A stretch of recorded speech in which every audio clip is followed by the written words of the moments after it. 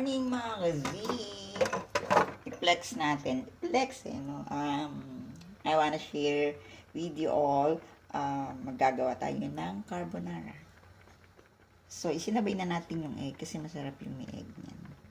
So, nag-aano na tayo ng pasta. Habang naghihiwa mga Z, gusto kong mag-share ng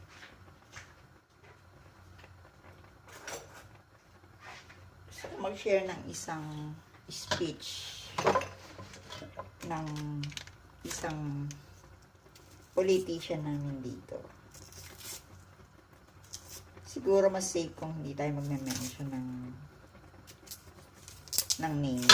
Ang ganda ng sinabi niya. Doon nakita ko lang to sa isang video.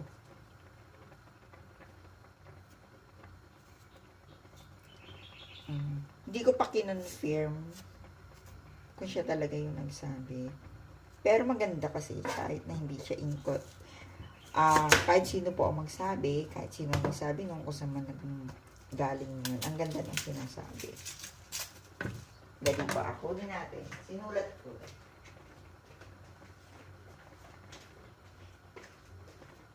Kasi ito yung napapanahon. Dapat talaga po. Hindi ginagawa. Kaya lang ginagawa. Especially sa larangan ng politics.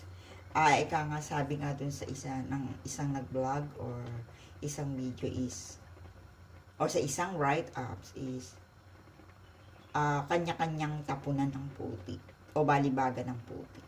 Ito po yung kinuha ko, in-extract ko from one video. We cannot move forward if we allow the past to pull us back.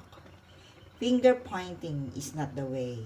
That is why I will not waste precious time dwelling on the sins of the past or blaming those who are perceived to be responsible for the mess that we are in and suffering from. Yan, ang ganda. Sana nga ina-apply din po ito, no, sa buhay ng tao.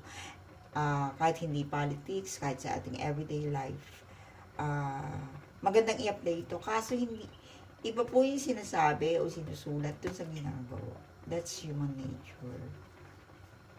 Or, kung hindi man natin ito magawa everyday, at least, i-correct natin yung mga pag nangyayari ito sa atin na nagdudwell tayo sa past.